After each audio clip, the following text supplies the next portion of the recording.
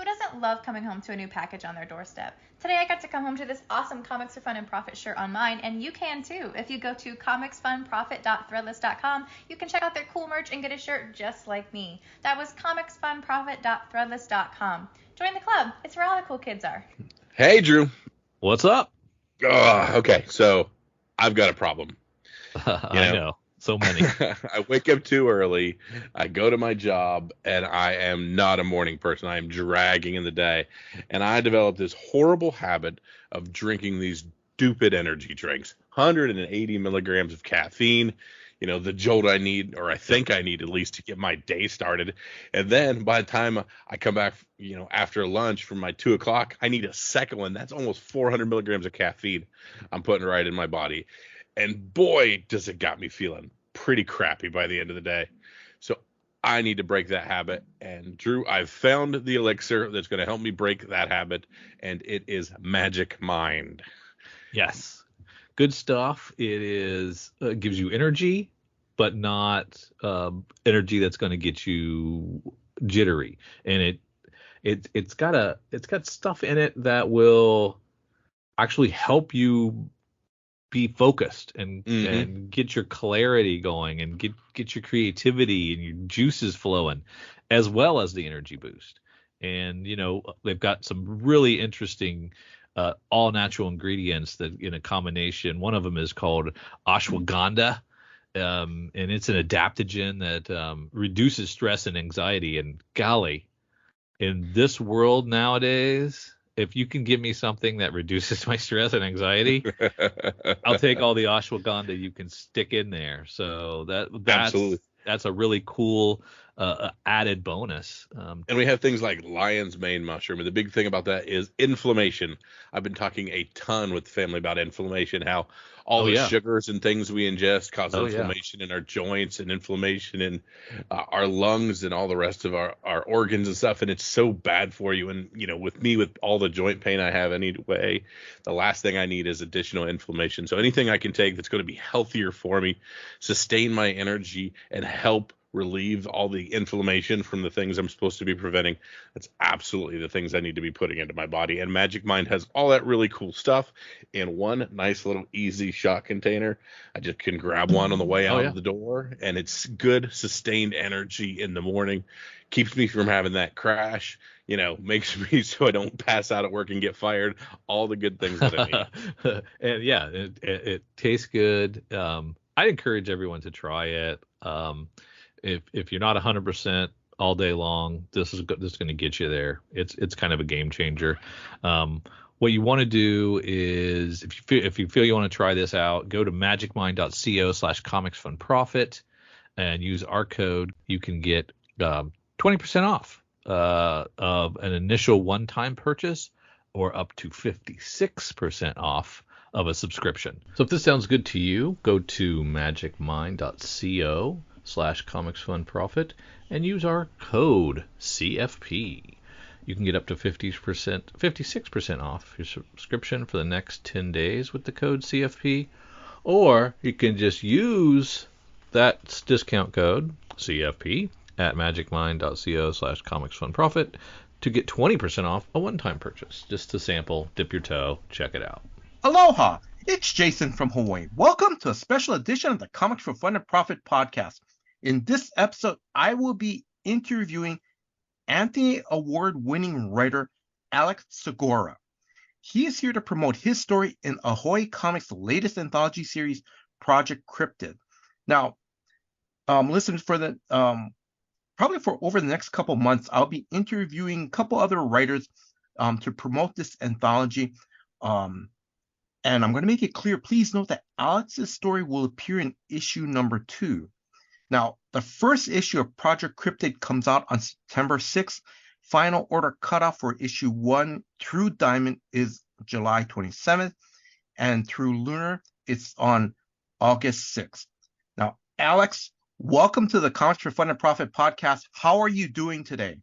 I'm good. Thanks so much for having me. This is going to be fun. And yeah, I'm good. No, thank you very much, Alex. Thank you for coming on. So I just want to go over some of Alex's past works. Now, he is a novelist. He wrote the Peter Fernandez PI series. Is that private investigative series? Is that correct? Yes. Okay. And correct me if I'm wrong. Is there like 5 or 6 books in that series? There's 5. Yeah, Okay. 5 Pete Fernandez novels. Okay. And also, you wrote the Star Wars Poe Dameron Freefall novel. Mm-hmm. Okay. And then also too, he has written numerous stories for comics such as The Dusk, Edge of Spider-Verse, Superman Kal-El Returns, and Archie Comics. He has held numerous jobs in the comics industry. He was formerly a co-president of Archie Comics, senior VP of sales and marketing at Only Press, and a publicist at DC Comics. Also too, he's also worked in some fan press stuff such as Newsarama, did a short stint in Wizard, and also you worked in a newspaper as an editor and writer. Is that correct? Yes. Yes, sir. All right. And then, of course, later in this interview, we're going to talk about his latest novel, Secret Identity.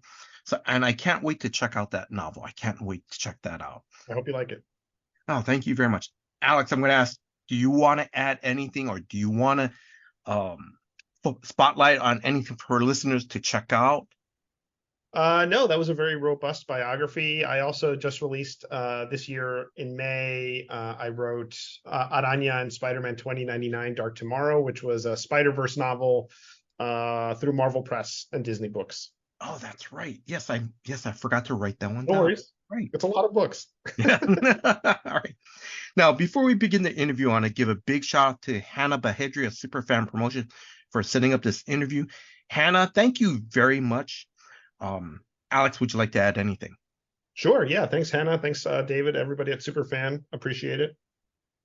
And then, now, listeners, I got some of my background information from the Bearded Comic Bro YouTube podcast. Now, that was dated earlier this year on January 5th, 2023. If you get a chance, please check out that great interview. Again, I got some of Alex's information. So I got some of Alex's information from that interview and also from his website, alexsegura.com. And that's ALEXA, S as in Sam, EGURA.com. Alex, this is the perfect segue. Would you like to promote any of your your social media platforms? Sure. In this ever-growing world of social media, yes, you can find me on Twitter at Alex_Segura, on Instagram at Alex Segura Jr. That's also, I guess, my Threads handle as well. I'm also on Blue Sky and Facebook, and and my website's probably your best bet to just give you all those links. Okay. All right. Thank you very much. Now, listeners, we're going to jump in. We're going to start talking about Project Cryptid. For listeners, Cryptid, the definition for cryptids is basically they are animals that cryptozoologists believe may exist somewhere in the wild. And we've all seen these stories. We've heard about these creatures. They're like Bigfoot, the Loch Ness monster, etc. These creatures exist in pop culture, ranging from the X-Files to reality TV shows Finding Bigfoot. And also, I remember too, Harry and the Hendersons movie. Yeah, that one back in the 80s. I almost forgot about that one. I'll be honest, I am fascinated with all of this, and yet at the same time is a little bit skeptical. But overall, I love it. I get a big kick out of it because to me it's entertaining, and it's just a lot of fun. It is. Now, how does this relate to AHOY Comics? AHOY Comics will be celebrating its 5th anniversary this summer, and they will be launching a new anthology series, as I mentioned earlier, Project Cryptid, in September as well. Now, a brief description of Project Cryptid from AHOY Comics website. Quote, this will transport readers from the depths of the Loch Ness to the wilds of the Yeti Himalayan mountains to the Ohio backroads where the Loveland Frogman lurks. I've never heard of that one, and I want to look that Loveland Frogman myth and whatever. So, and it's asking important questions like, are any of these mysterious, unthinkable creatures actually real? And more importantly, are they funny? Now, this new anthology will feature stories from, of course, as I mentioned, Alex, Mark Russell, Alyssa Whitney, Bryce Ingram, Peter Krause, and Jamal Engel, just to name a few. As I mentioned before, Alex's story will appear in issue 2. Now, Alex, I'm going to start off. What is your story about? My story is called Diana Montalban and the Ivory-billed Woodpecker, and it's kind of a funny route to this. Sarah Litt reached out to me, one of the editors at Ahoy, and she said she was putting together this book, and I said, well, I have a character. I wrote a short story for this anthology called Thrilling Adventure Yarns that was edited by Bob Greenberger, who has written Star Trek novels, was an editor for a long time at DC. We also worked at Marvel. We're old friends. And I wrote the first Diana Montalban story as prose in that anthology. And I thought, her whole shtick is kind of investigating the things that blur between reality and the supernatural. Yes. And so, I asked Sarah, I was like, could we use this character that I have? And she was all for it. And so the idea is, she's very much a PI, but not a PI. She owns a storefront in Miami, Florida, on Coral Gables Miracle Mile, called Caminos Misteriosos, mysterious walk pathways, I guess is the best translation. And she basically helps people with problems that they can't bring to the police or traditional infrastructure. So the story starts with her old teacher walking in the door and basically letting her know that someone has stolen a well-known Cuban cryptid, except it's not a cryptid in the way you would think, like a, like Harry and the Hendersons or some kind of monstrous creature, or the chupacabra. It's a woodpecker. It's just a very unique kind of woodpecker that has never really been seen fully. It's just kind of a lore and a legend of some kind. And so she starts investigating it, and obviously there's more to it than just a missing cryptid. There's also some subterfuge. Someone's trying to steal something in relation to the woodpecker. And for me, it was fun because I love the character, and I didn't want it to just be a one and done thing. It's anthology. I like the idea that she started out in prose and she's now evolved into comics, which is fun. And I was really excited to work with not only Sarah and Ahoy and Tom and the whole team there, but Steve Bryant is the artist on the book, and he's fantastic. He does this kind of Indiana Jones type series, Athena Voltaire, among other things, and we have a lot of the same taste in books, and we both love crime fiction, and so we've chatted and we've been friends for a long time. And so when this popped up, I asked him, would you want to draw it? And I sent him the short story, and he was into it, thankfully. So it was it's fun, and hopefully we'll get to do more. Oh yes, that sounds great. Let's see. How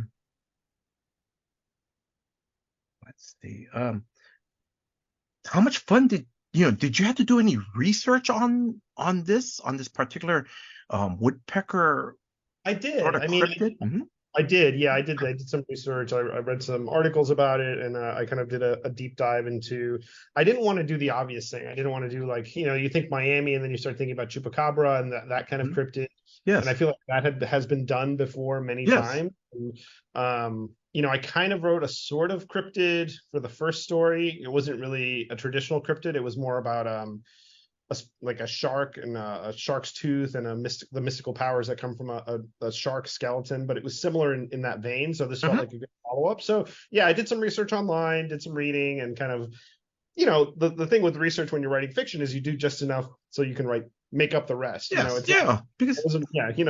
did what I needed to do, and it was fun. It was really, I've always been fascinated by birds and the very different kinds of birds and the areas they're from and how they migrate, and the idea of a bird as some kind of not object but something of great value is interesting to me. And you learn as you read the story that the person that comes to Diana's shop is someone she has a history with, not necessarily romantic, but some kind of personal history. So you get a hint at her past, and we kind of lay the foundation for hopefully more stories in the future. Oh, that'd be nice. But I have to say, that is so cool that you decide to do, focus the story on this woodpecker.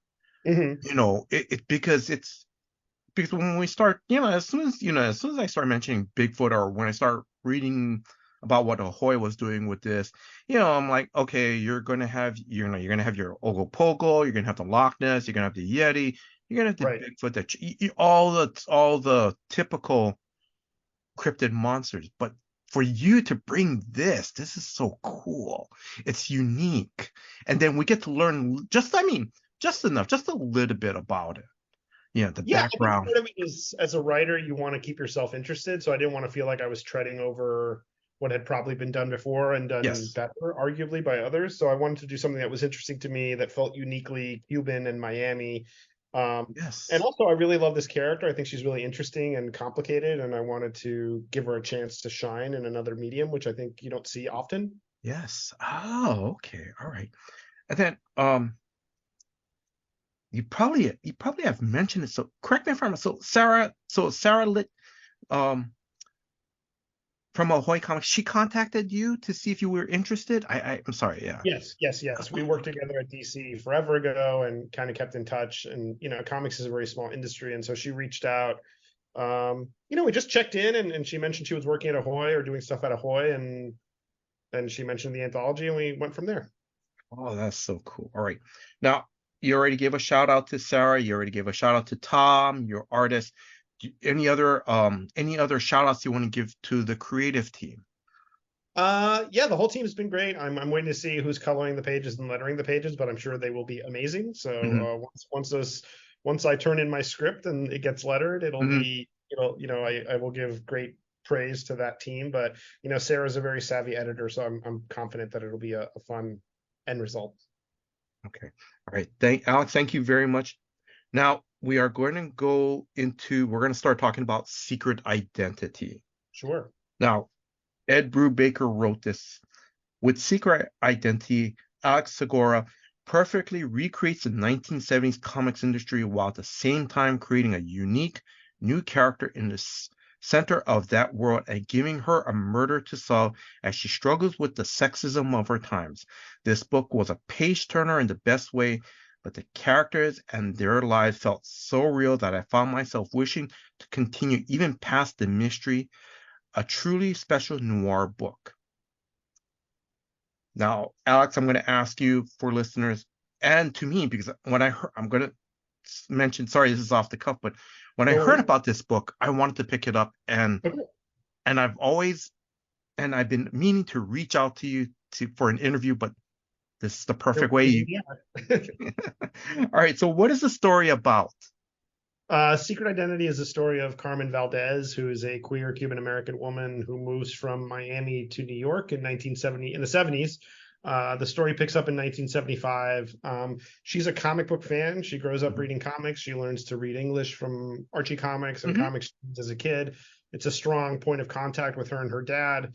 And so she pursues her dream of writing comics, and she moves to New York to seek that out. She gets a job as a secretary, executive assistant at this third-rate publisher called Triumph Comics, which is basically, if Marvel and DC are A and B, Triumph is a C or a D, like pretty far down the line. So, and she uses her time there, not only doing a great job running the office, but also pitching ideas to her boss, who's the editor and the publisher.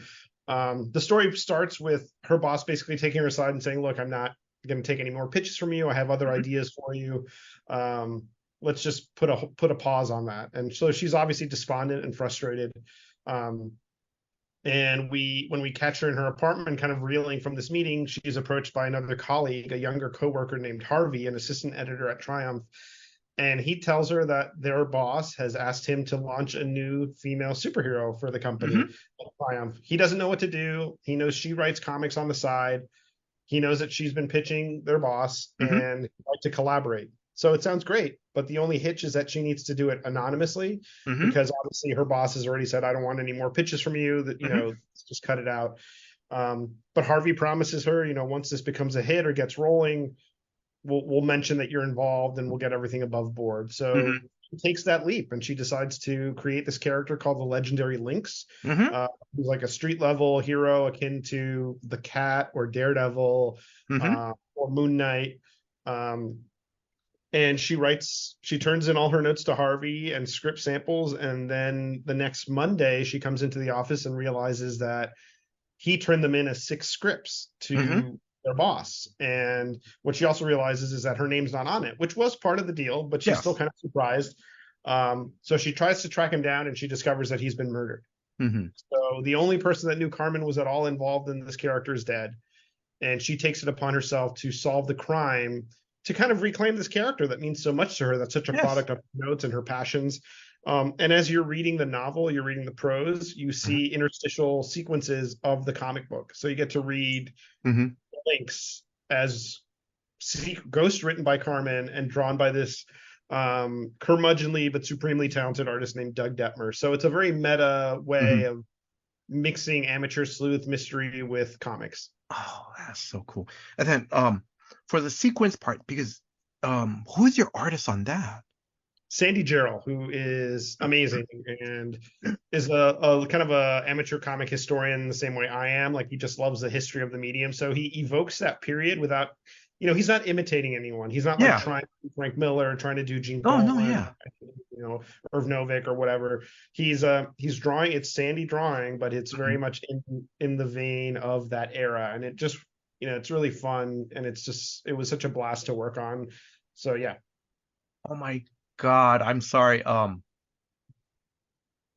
going off the cuff, but no worries. God, because I remember those comics from the 70s. I mean, you could tell DC and Marvel, and because I know in Bearded Comic Bros interview, you mentioned like Triumph Comics is like Charlton Comics or like Quality or Charlton or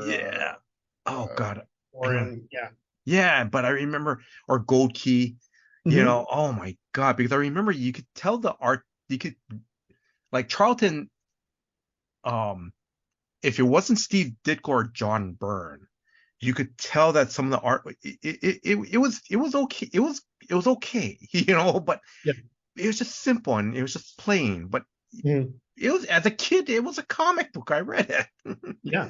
Oh, okay, but see now I really want. I'm being honest. I really want to read this. I hope you like it. Yeah, let me know what you think.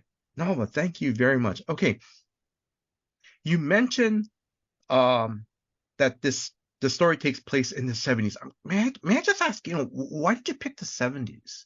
That's a good question. I think I wanted to show. I know I wanted to show an era of comics that's very different from today, where comics are such a part of the pop culture fabric, in terms of TV shows, movies, just general awareness is so high. And the idea of comic book creation becoming something more, the idea that if I create this character, it could then become a movie or a show, that didn't exist in the 70s. It was really a job. People did it. Writers did it with the idea of like maybe writing a great American novel down the line, but it was very much like, I'm coming to work to make the donuts in a way, very much more akin to newspaper publishing, where you're just kind of cranking stuff out, which is not a criticism. Like, so much great work came out of that period, but I wanted to showcase a time where comics was considered much more niche and much more inside baseball, and was very concentrated in the New York area. Now it's a very global art form, which is great. You can be drawing in the Philippines or where you are in Hawaii, and not and send your files over email. Whereas before, it would benefit you if you worked in New York, and it was just the community was there, centralized in New York. So I wanted to showcase that. Yes, and then it was before comic shops, really, before the secondary market. If you went to the newsstand and you missed Spider-Man, you couldn't find that issue. You'd have to settle for something else. Whereas now, you can go on eBay, you can do whatever to track things down, or even 10 years ago, you could just go to the comic shop and hopefully find the back issues. And that's, I think, where the real fandom, like the obsessive fandom and the continuity and things like that come out of. Whereas I think 75 was really the tipping point before the comic shop market became as powerful as it would become soon.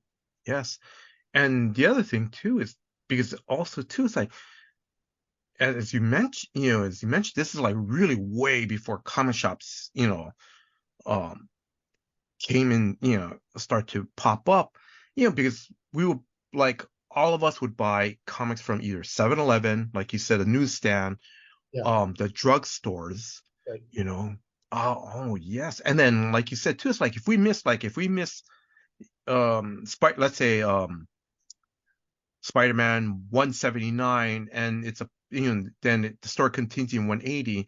If we miss issue 180, we're stuck, and it's it. I mean, there was a secondary market. You could go to a convention, people would resell old comics, but that was their personal collection. It wasn't really a business yet. And, publishers weren't catering to this back issue market yet. They were just printing stuff, doing, the newsstand was also a mess. You had to overprint so much to get X amount of sales. So it was a very broken kind of business model that I think a lot of the community, a lot of people saw comics as like a sinking ship at the time, though that's come up. Everyone always thinks comics are doomed, and comics still find a way to kind of pull themselves out. Yeah, but I'm going to also say too, but it's also interesting too, even though you mentioned like conventions back at that time, like in what I'm going to make it clear, because when I was growing up in the 70s, I don't even really know if we really had a quote unquote convention, because usually, and correct me if I'm wrong, because whenever I hear about conventions in the 70s, it's always like a hotel room, right, dealers, and then maybe George Takei from Star Trek, Hotel ballroom, dealers, a few creators. Some of those kind of comic conventions still exist today, and they're kind of charming. Yes. But I don't think the medium would have really succeeded or survived if it hadn't grown beyond that.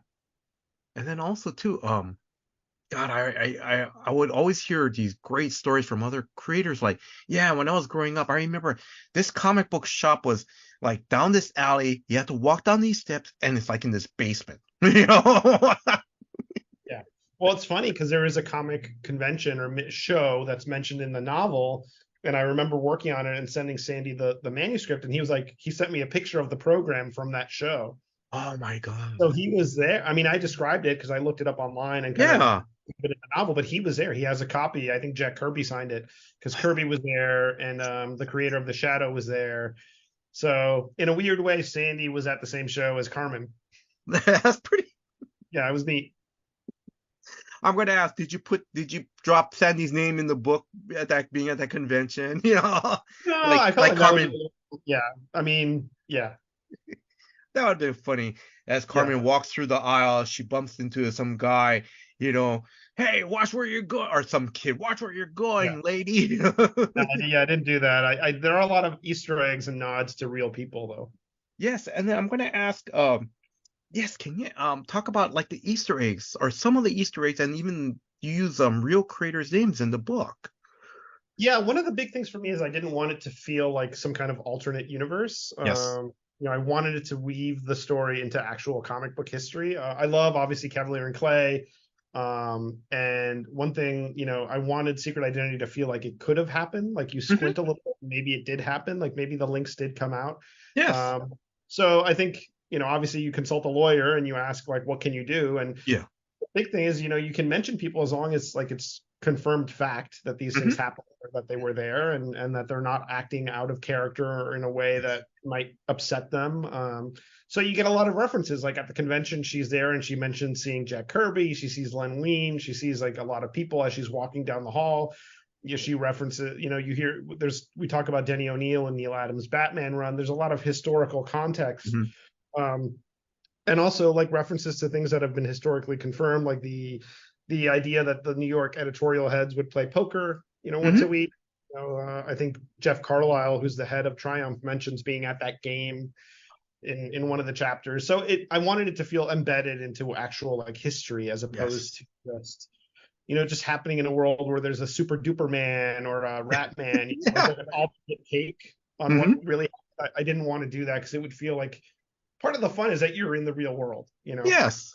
And then also too, I'm going to say, just from here, because then it kind of, because for me as a reader, if you start describing these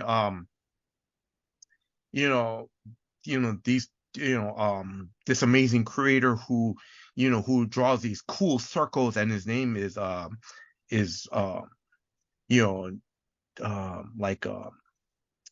Jack George, I'm not going to be sitting there going, is he saying Jack Kirby, my mind's not going to do. It's like you're going, no, this is Jack Kirby. He did the Kirby Crackles. Okay, now I can move on. Well, it's funny because I'm sure a lot of people read this as well, but Alan Moore wrote a very long short story in his recent short story collection, and it's very much a takedown of the comic book industry, but it exists in its own world. I'm not talking. I don't want to talk about the merits of it.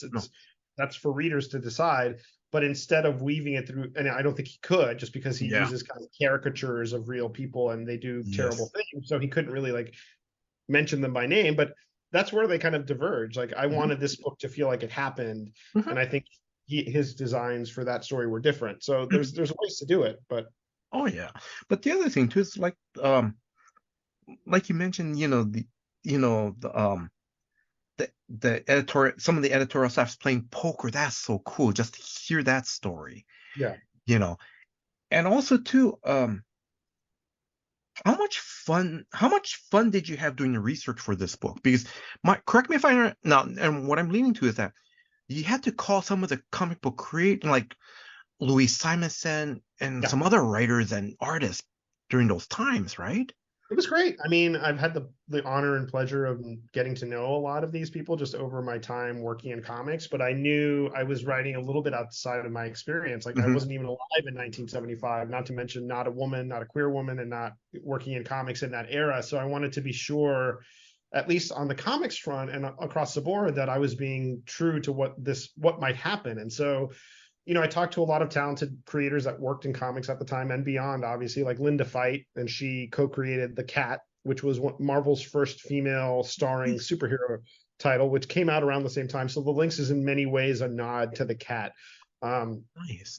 And with Linda, I just walked her through I had never met her before, but I had gotten her contact info from I think Sean Howe, who wrote Marvel: The Untold Story, which is a great nonfiction book about Marvel. But I walked her through the premise. I said, this is what I'm thinking of happening. Like, is this crazy? Like, what was it like working in the bullpen? And she gave some great feedback.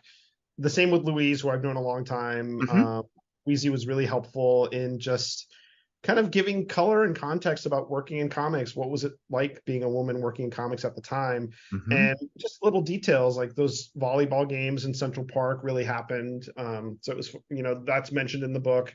Paul Levitz was a great resource. He read the manuscript, not for like editorial notes, but just like kind of fact checking. And Jerry Conway, I was very generous with his time. We ended up talking for like almost 2 hours over the phone, and he gave a lot of nice color and context. And there's a little joke that you'll find it, if you'll know it when you get to it, where he shared like a really funny anecdote, and I was like, I just have to get this in the book somehow. So it's in there. But he talked about things like where the freelancers live that was cheapest in Manhattan, and what they did for fun, and like things like that. Like those were the details I wanted. I didn't want to know, what date did this issue come out? Like that stuff I could pick up and research, and I did. But I wanted the color. And who else did I speak to? I spoke to a lot of people. Karen Berger was remarkably helpful, just giving her perspective.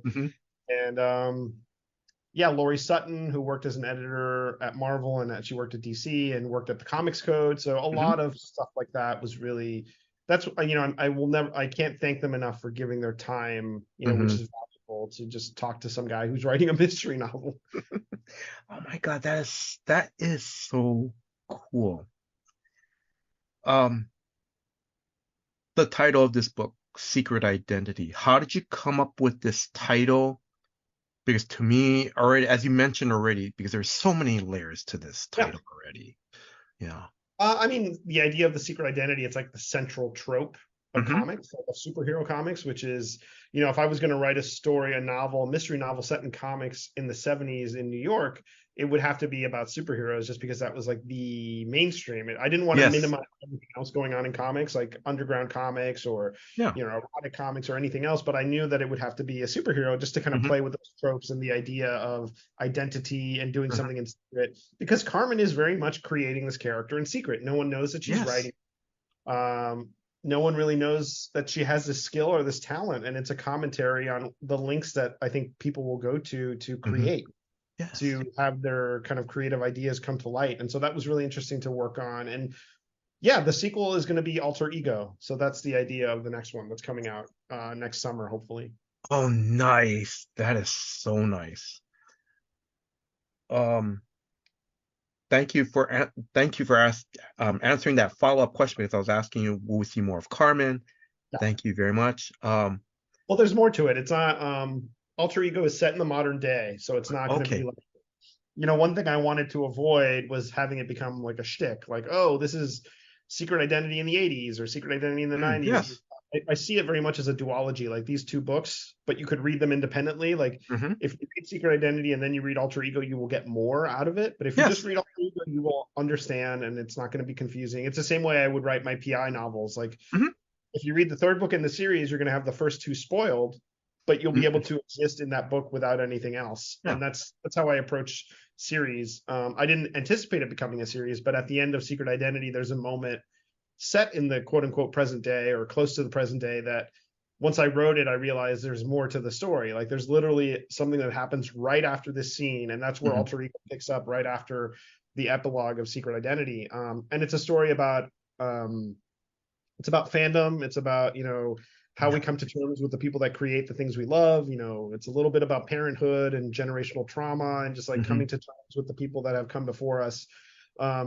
But it's about a female storyboard artist who works in film, who used to work in comics but left the field because she just kind of hit a wall. Yes. And she gets pulled back in when her favorite character from her childhood is being relaunched by this obscure media company. And so this company, Triumph Entertainment, is relaunching the legendary Lynx as a TV series, a comic, video, all these things.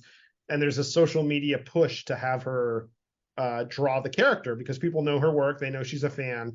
And so she takes the gig, but then as she digs deeper into what it entails, she realizes there's much more to this character and who actually created the character than she first thought. And so, at the same, she's uncovering the mystery of the Lynx, but also uncovering a deeper, darker mystery that affects her friends at the same time. Oh, that sounds really good. I can't wait to read that one too. Awesome. Thank you. Oh my God. All right. Off the cuff question, because since we're talking about comics in the 70s and so forth, you're a big comics book fan. I know this is going to be only an audio podcast, but I see your T-shirt. It is the Justice League, the animated series. Yes. I'm going to ask, what is your most prized comic from the 70s that you have in your collection? Wow, that is a good question. I have to say, as someone who lives in a New York apartment with limited space, my prized possessions have become artwork, comic book artwork that I can hang up on the wall. And this is a non-answer, but my prized possession so far currently at the moment is a special print that Sandy, the artist of Secret Identity, drew of what he envisioned the first issue of the Lynx to look like.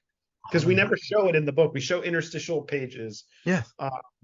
And after the book was done, I said, we really should do the cover. Like, what would the cover look like? And it's got a very Howard Chaykin vibe in that it's the Lynx under the spotlight and people are pointing guns at her. It's got the logo treatment, Triumph Comics presents, and the Triumph logo. And Sandy colored it. And he sent it to me, and I was like, this is amazing. And then my boss at the time, James Lucas Jones at Oni, Sandy sent it to him, and they had it printed on like massive poster paper. So it's like this huge print. And then my wife got it framed. So it hangs up over my desk. And it was like such a fun collaboration between all these people that have meant much to me over my time in comics and like my boss at the time, my collaborator, my wife, just kind of jamming to put this great, like, thoughtful present together. And so it's almost like it's from the 70s, but it's not. And I think one of the amazing things for me on this journey of Secret Identity has been we've basically manifested this character, created this idea that this character existed at this time, and kind of willed the Lynx into existence. And that's been really wild because now we're actually working on the comics. We're working on the Lynx. Yes. Can I ask you, can you talk about that? The comics? Yeah, certainly. Sure. So there's this company called Zest World, and they are a platform where creators can upload pages and connect with fans through newsletters and stuff. And early on in their existence, they would hire creators to create this content. And so one of the things is we're doing the legendary Lynx. We're kind of covering the story, and we're posting like 5 to 10 page chapters on the newsletter. of the issue. Of literally, it'll include some of the things you saw in Secret Identity, but it's also pages. So we're filling out the issues. It's almost like a weird puzzle, because when I wrote those sequences, I didn't think, oh, we're going to expand and fill out the issue. Yeah. So now I have to kind of take those sequences and say, these are the pages that go around it. Yes. This character. And so it's me, Sandy, Gray Allison is coloring it, but all with a winking nod. So we never say it's Alex writing. Yeah. It's Harvey Yes. Stern. We don't mention Carmen because you know that her credit doesn't come until later, and it's Doug Detmer, and so we're credited, but in the minutia, like I'm the archivist, and like the artist retoucher, he retouches the artwork, and so it's like little things like that are fun for us, but it's been really great, and I think the comics, Sandy's a fantastic artist and just an amazing collaborator, so it'll be coming out from Image next year as well. Oh, that's nice. Yeah. That's going to be nice. That's so cool. But I'm going to ask, and again, I'm just going to ask again. So let's say if listeners want to check it out right now, where can they go to check out the Legendary Links? Is it like a webtoon comic? Or yeah. They're traditionally drawn comics, but you can scroll through and read them. It's go to Zest World, ZEST World, all one word, .com/Alex Segura, and that'll take you to that and to the other series I'm doing there called The Awakened. Oh, okay. I'm gonna check that one out too. Okay. All right. I'm slowly wrapping this up. A few more questions. I'm going to ask you, what was your favorite convention moment, either as a fan or a creator? Yeah, that's a great question. I think, I didn't go to a lot of conventions before I was in the industry. One of my favorite moments, and this was early on in my career working at Wizard, but I still had that kind of wide-eyed. I still have it. I still think it's fun to be doing this for a living, but I remember sheepishly going up to Mark Bagley, who drew Spider-Man through most of my not childhood, but my early days reading Spider-Man. And I just said, look, I just want to thank you for your work. I'm a huge fan. Thank you so much. And he was like, do you want to grab a beer? And we sat and just chatted for half an hour, 45 minutes. And then he had to go do something for Wizard because he was one of the guests of the Wizard show. But, I remember those moments of kindness most of all, things like that where it's a creator that doesn't have to give you their time. Yes. So I try to do that too when people come up to me. You want to pay it forward as much as you can. I'm going to say that is so cool that he goes, hey, you want to grab a beer? It's not like, oh, hey, thank you, man. Here, let me just draw something. I mean, no, that's still cool, but yeah. I mean, for me, the value is the memory of having that conversation as opposed to having an issue. I mean, I'm sure that would be cool too, but he was very gracious with his time, and he's still working. He's still drawing Spider-Man with the plot, still doing so much great stuff. So yeah, I guess that's the first one that pops into my mind. All right. Any do you have any convention or store appearances that's coming up later this year? Yes, I am going to be at Terrificon later this month in Connecticut, which will be a great show. A lot of amazing creators are going to be there, like Tom King, Jimmy Palmiotti, Phil Hester, Ron Mars. I'm sure I'm missing a lot. Rick Leonardi, I think, is going to be there. So that'll be great. It's at the Mohegan Sun in Connecticut. So I'll be there. I'll have a table. I'm also going to be at the South Jersey Comics Expo. I hope I'm not getting the name wrong, but that'll be sometime in October. In August, I'll be doing a small show in Wellsboro, Pennsylvania, the Wellsboro, PA Comic Festival. So that'll be neat. And New York Comic Con, I'll have a table as well. Oh my God. One day I have to go out to Terrificon because I know Mitch Halleck. Mitch. I know John Suntress. He keeps talking about it on Word Balloon. It's like I've seen the list. It's great. Oh my God, I gotta go there one day. Oh my God. Yeah, it's gonna be fantastic. And then hopefully one day you come out here to Hawaii to a comic convention too. Yeah, I love that. Let me. All right. Now that leads the perfect segue to my next question. Have you and your family been to Hawaii? I have not. I would happily go to Hawaii whenever it comes together. Okay. All right. Any closing words to our listeners? I just want to thank, I want to thank Ahoy for this opportunity to write this cryptid story. Steve Bryan, who's an amazing collaborator, Sarah and Tom at Ahoy for having me. Thank you so much for these gracious questions. And to the readers, just thank you for the support. It's been really an amazing journey. Like this next week marks a year of writing full time, as opposed to, having the day job and writing on the side. So that's been a really interesting journey. And I'm excited that my readers are supporting me, and I appreciate it. So, Alex, mahalo. Thank you in Hawaiian. Thank you very much for your time. Thank you for giving me an opportunity to interview. Thank you very much. I look forward to reading your story in Project Cryptid. And listeners, that issue comes out in issue number 2. And definitely I will be picking up a copy of Secret Identity. I will. Thank you so much. This is a blast. I also want to thank Hannah of Superfan Promotions for help setting up this interview. Hannah, thank you very much. So, listeners, again, AHOY Comics is putting out another anthology series. And if you love AHOY Comics, if you've read some of their comics, it's great. It's a lot of fun. And sometimes what's nice about their comic stories is there's heart behind it. And I love that. It's great. So Project Cryptid, the first issue comes out on September 6th. The final order cutoff for that issue is through Diamond, July 27th, through Lunar on August 6th. Please, like I encourage you, please put this on your pull list already. Please do. I want to thank Drew, the host of Comics for Fun and Profit, for putting this episode together. Drew, thank you very much for all your hard work behind the scenes. And if you are a new listener, please check out new episodes of Comics for Fun and Profit that comes out every Saturday. And I want to thank you, the listeners. Thank you very much for your time. Thank you for listening to this episode. Until next time, guys. Aloha. The good folks at Comics for Fun and Profit have been doing 2 episodes a week for quite some time now, and it's all thanks to, first of all, Jason, and second of all, our patrons, who allow us to add the space on our server, broadcast more, store more, share more with you, the listeners. I'm envious of those of you who have unlimited storage and media server capabilities. We pay for ours here at the C4FAP. It ain't cheap. We thank you so much for those of you who go to patreon.com/comicsfunprofit and contribute at any level to say thanks, to say, I want to be a part of your Slack channel conversations.